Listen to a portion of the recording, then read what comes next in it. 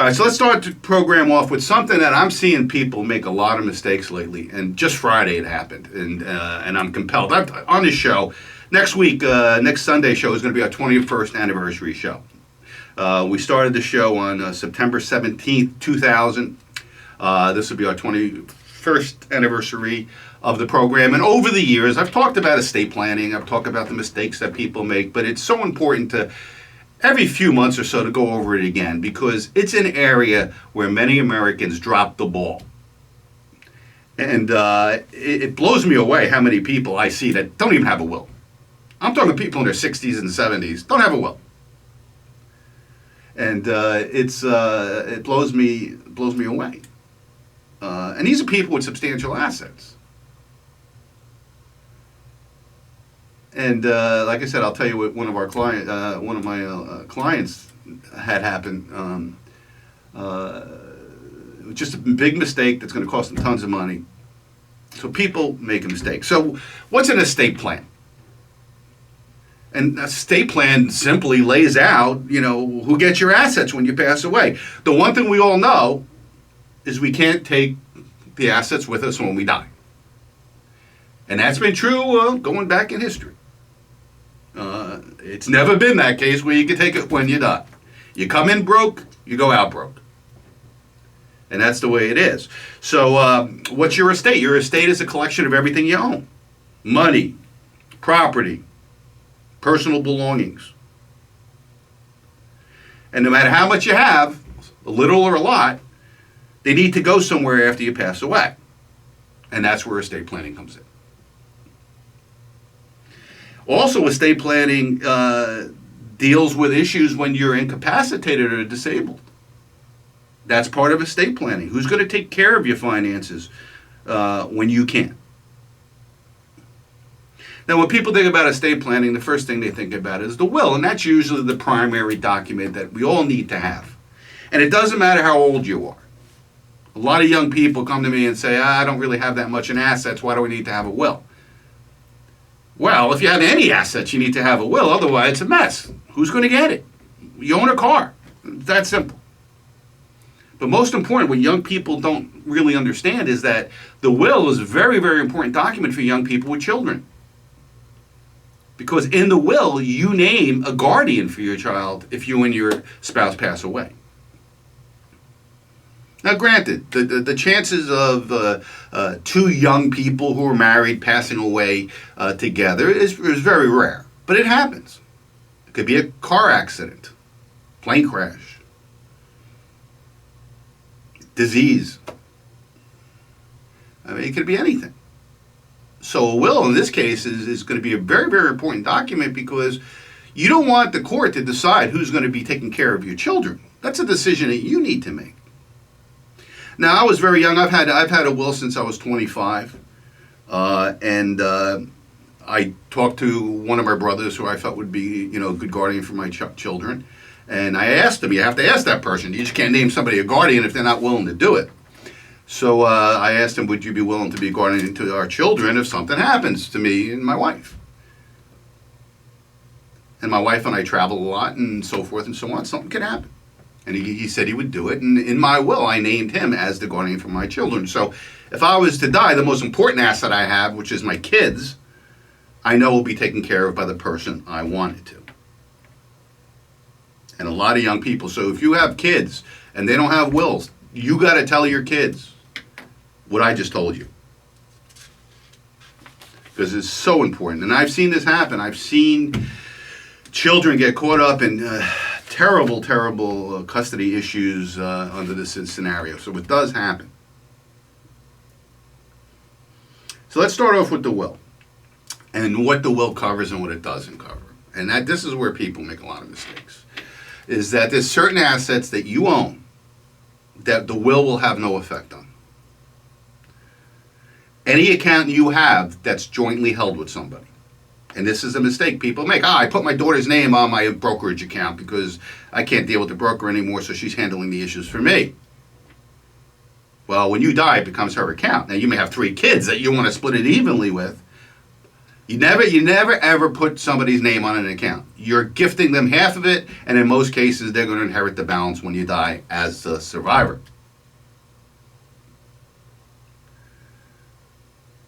And I've used the example on this program many times. 15, 20 years ago, a woman came in and said, I looked at the will. I was helping her settle the estate, and I looked at the will. It said, all my assets will be split evenly between my son and my daughter.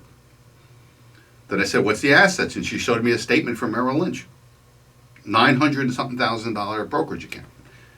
And her name was on it. I go, well, why is your name on it? And she said, because my mother thought it would be convenient for me to be able to call up and take care of business. Well, she just disinherited her son. And she did the same thing with the house. The deed was in both their names, something like that. So just realize that you could have something in your will. I want my assets to be evenly distributed amongst my 3 children. But if you make mistakes with how you title assets, you're in trouble. Also, if you have a retirement plan, an IRA account, an annuity, a 401k, or life insurance, there's going to be beneficiaries attached to that account. Beneficiaries bypass the will. Now, you can name your estate a beneficiary, but that may be a mistake. And this is the problem I had with a client on Friday. If you name the estate the beneficiary of a retirement plan, the estate has to pay tax on the entire amount in the retirement plan. If you name a personal beneficiary or beneficiaries on a retirement plan, they have the option of holding it for 10 years before they have to pull it out. And they could take the money out slowly over 10 years, so not get a big, gigantic tax bill.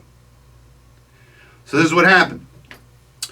One of my clients' husband passed away.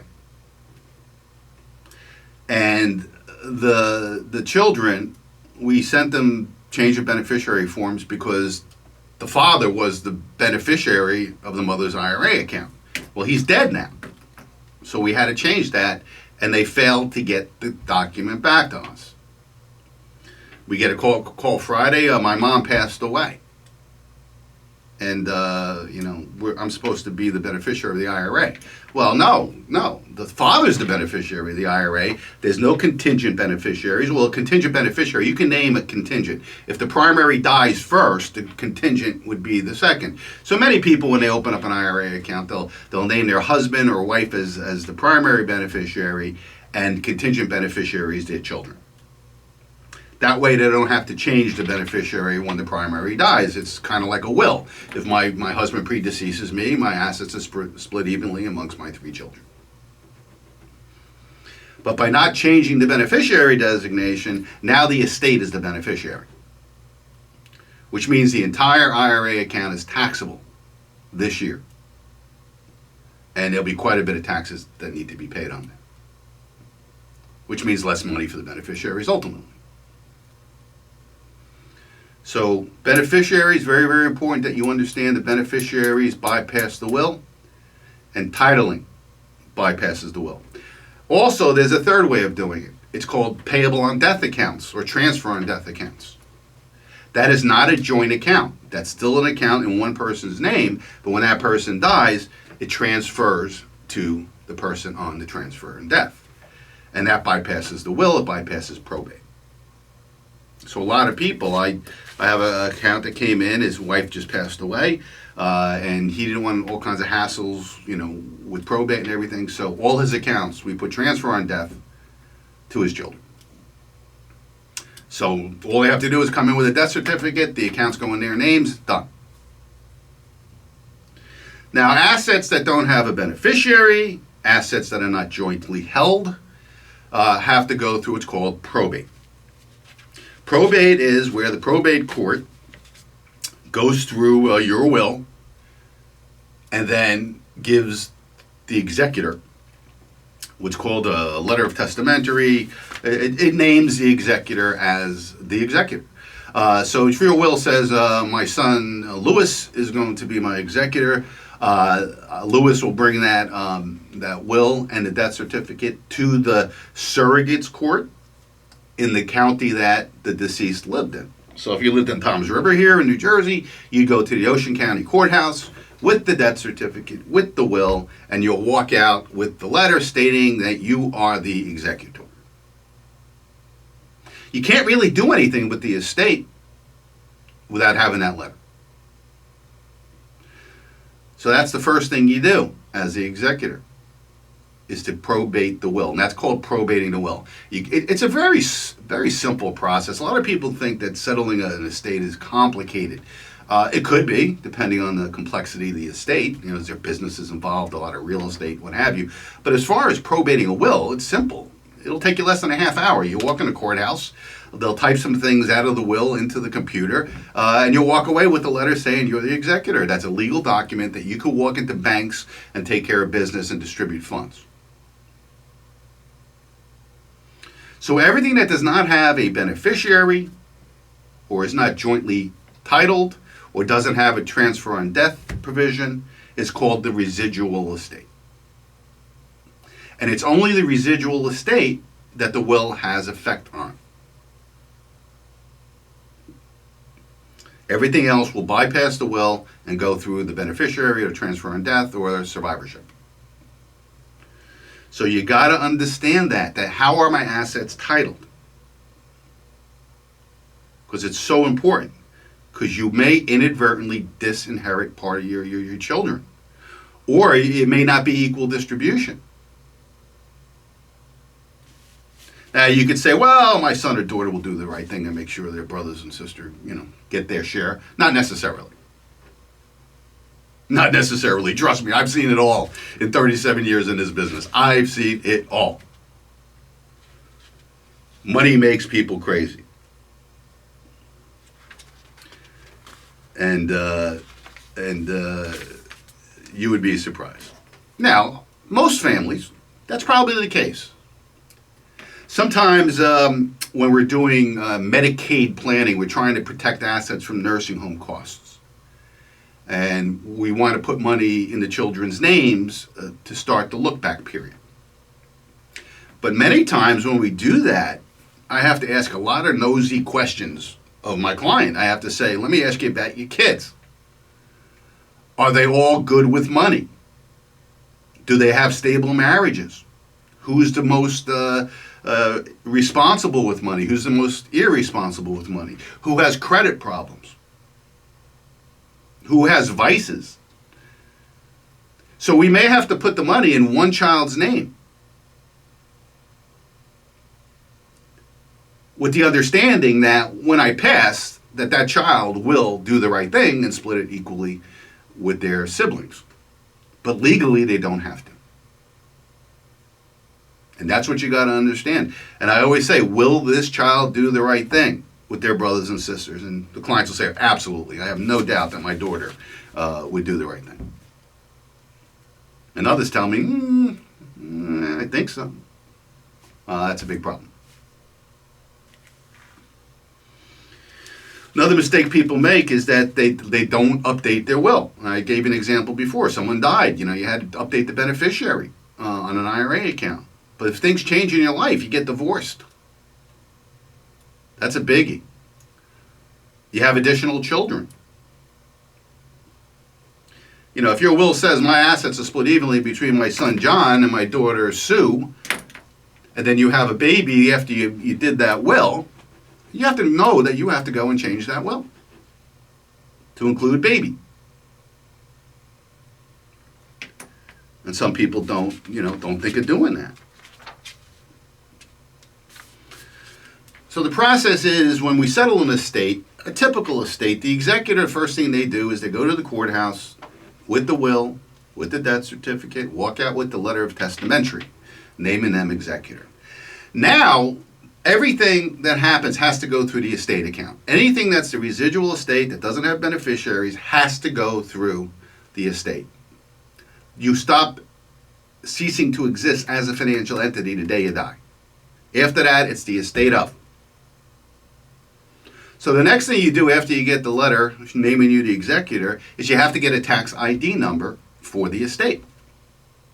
Well, how do you do that? Well, my clients usually call me and I do it for them, but you could do it on your own. you go to the website, irs.gov, and you say, I want an EIN number, Employer Identification Number, it's called. But it's also used for estates. And you go through the process, you put all the information about the deceased, then you put all the information about the executor, and then you can print out the initial letter from the IRS, and it has the tax ID number on it.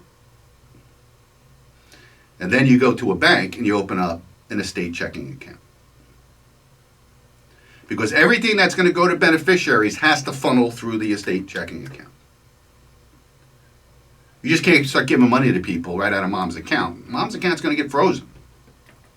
Once you tell the broker or the bank that mom died, that account is frozen. Now, many people don't tell the bank right away so they can continue to pay bills and everything else until they get their situation in order as far as the executor and the tax ID number and all that stuff. But that's really illegal. Once the financial institution knows a person died, it has to freeze the account. And that's what we have to do at AFM. You know, when I have a client, son or daughter call me and say, Mom died, well, that account is frozen at that point. I can't distribute any money. I can't do anything with that account until the estate account is established. And then we move the assets to the estate account and things go from there. So think of the estate checking account as the conduit, where everything goes into that. All bills are paid out of that checking account. All liabilities of the estate, any medical bills or any bills that have to be paid, the property taxes, what have you. You sell the house, the money goes into the estate account because the check is going to be made out to the estate of Jane Doe. So it goes into the estate of Jane Doe's checking account. And then the executor, once all liabilities are satisfied, including income taxes, estate taxes, inheritance taxes, and when he's comfortable, or she's comfortable, that the liabilities are satisfied, then based on what the will says, the executor writes checks to the beneficiaries. Now this process can take 2 months, it could take 3 years. There is no rush or time limit to settle the estate. Now you're going to have grubby beneficiaries down your back. Being an executor is not an envious position because you're going to have greedy beneficiaries. When am I getting my money? When am I getting my money? You know, or they'll think you're doing something untoward. A lot of people think the executor has such power that they could determine how much they get. That's not true. That's illegal.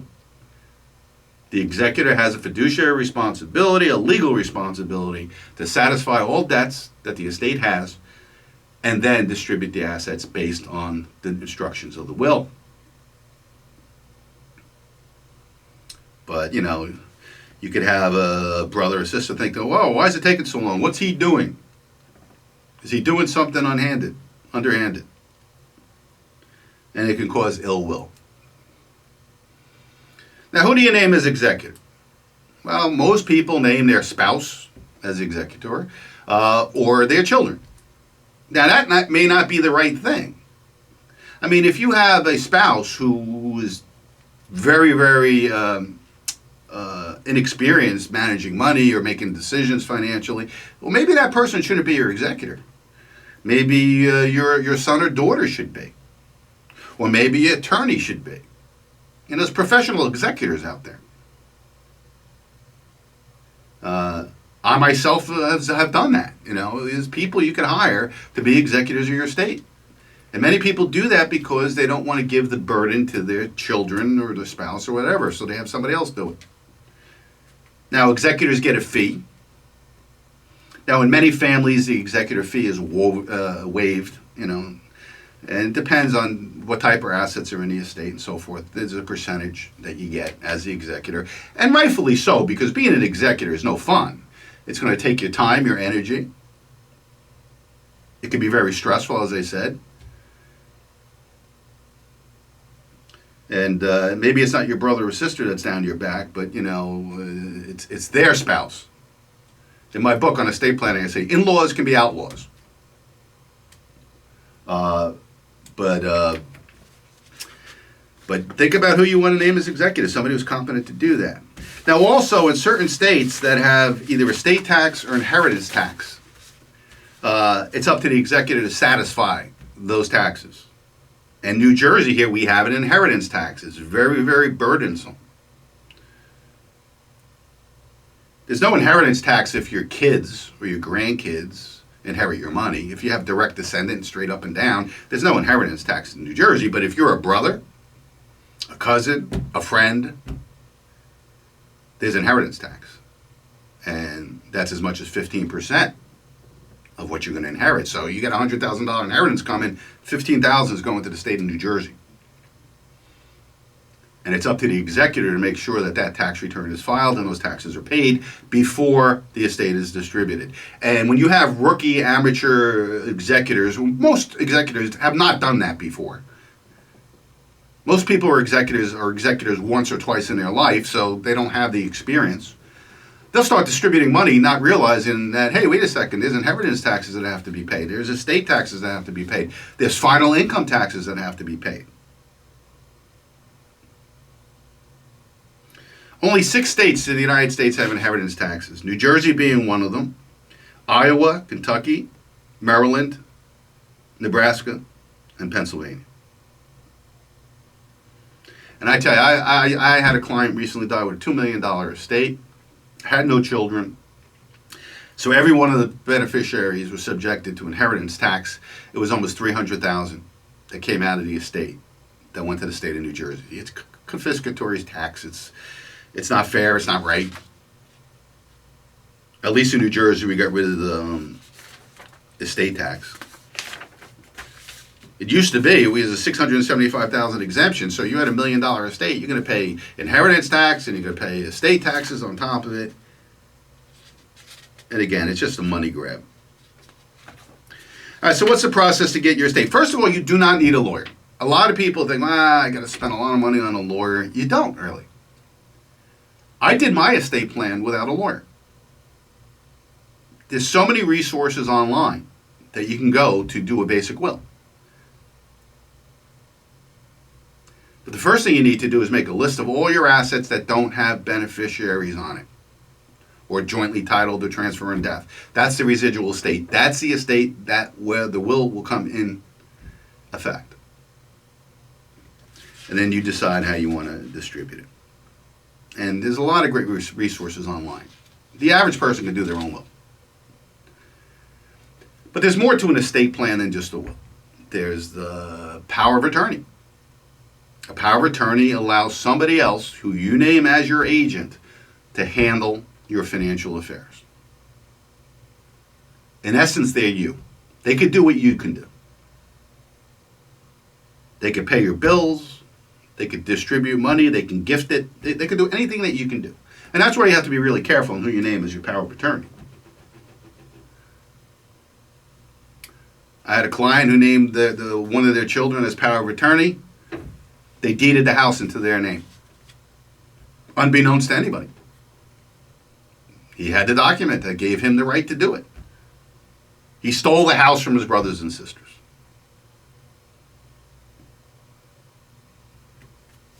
But he had the legal right to do it. So you got to make sure you know who you're giving that power of attorney to is trustworthy. And the thing is a very important word in the power of attorney, durable. Durable meaning that it will stay in effect when you're disabled. If it's a general power of attorney, it won't. It'll stop just when you need it. Some people don't want the power of attorney to be in effect until they're disabled. Well, you could have what's called a springing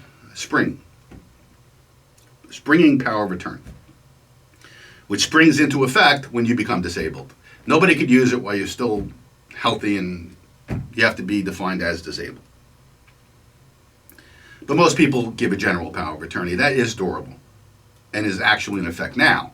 But, your power of attorney, your person you name, is just going to put it in a drawer somewhere until you are not capacitated to take care of your finances, and then I'll start using it. The third thing in an estate plan is the healthcare directive, the living will. What do you want done to you in the hospital? Do you want a feeding tube? Do you want to be kept alive? Under what circumstances? And what circumstances do you not want to be resuscitated? Without that, they're going to do everything to keep you alive. It's a really important document, and many people who have wills do not have the living will. And you name somebody as your healthcare power of attorney that makes decisions for you. So my father named me as his healthcare power of attorney. So when he was in the hospital towards the end of his life, I was making decisions. And I had the legal right. Now, of course, I would confer with my brothers and sisters and stuff, but I'm the one who ultimately made the decision. And you want to make sure you give that to somebody that really has your best interest at heart and doesn't want to get their inheritance as soon as possible. And again, in these documents, you can always change them. So, I mean, if you name somebody a power of attorney, you could stop it and change it. You could do the same thing with the healthcare power of attorney. You could change the will, the executor. As long as you're competent and alive, you could change any of these things. And there's a last part of estate planning that's real important too, and that's the letter of instruction. What is a letter of instruction? It's a non-binding, non-legal document that lists all your assets, all your debts, where all your important documents are, where you want assets, tchotchkes, dad's golf clubs, the painting over the fireplace, mom's diamond ring.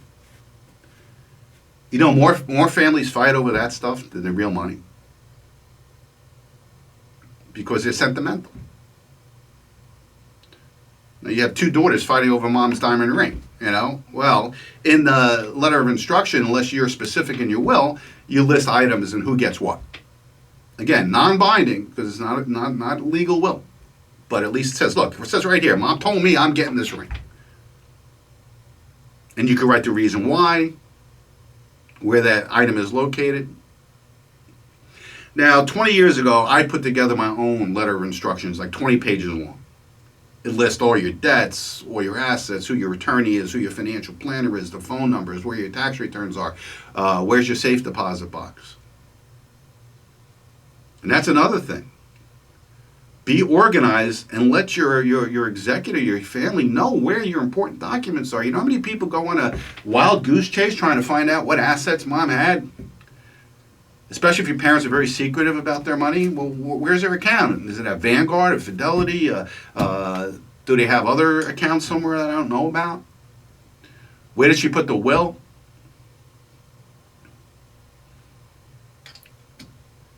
And you want that document to be somewhere where someone knows where it is. And like I said, that's the letter of instruction. Anybody who wants a template, a blank form, call my office. I'll send you. And this is especially true, it's especially important if you're single. Because if you're married, look, everything's going to the spouse. The spouse knows where everything is. I mean, there's no big deal. But when you're the last one left, that's when you need to have a very, very organized. You've heard the term, get your affairs in order. That's what this is, getting your affairs in order. But you don't want to wait, until you're on your deathbed to do this stuff. And obviously, the older you are, the more important these things become. And certainly if you're single. So that's estate planning. People make big mistakes towards the end of their life. I find some of the worst financial mistakes are made in the last year or two of someone's life.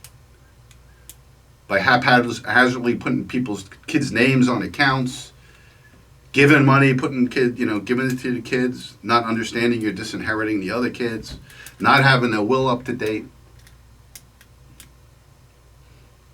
And it's real important to get the proper advice on this. Now, as I said, you don't need an attorney, but if you have a complicated estate or a huge estate, you need an attorney. Now, a couple of weeks ago, one of our listeners came to see me, and he wanted some guidance on estate planning. And I asked him, how big's your estate? He said it was $20 million.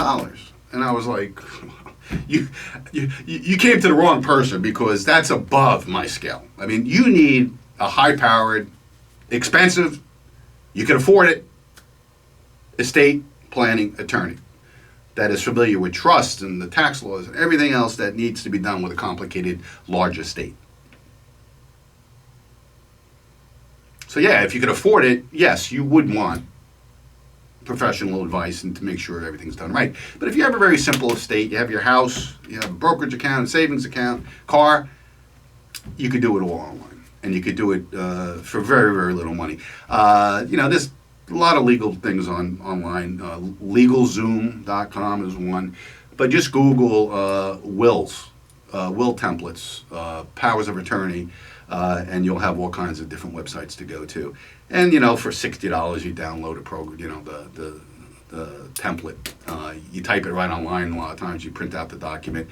One thing about a will, you can write a will on a napkin, but it has to be witnessed by two people.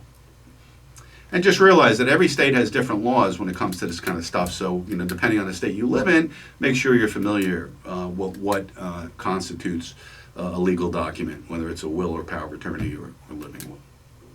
But most of us don't want to confront our mortality.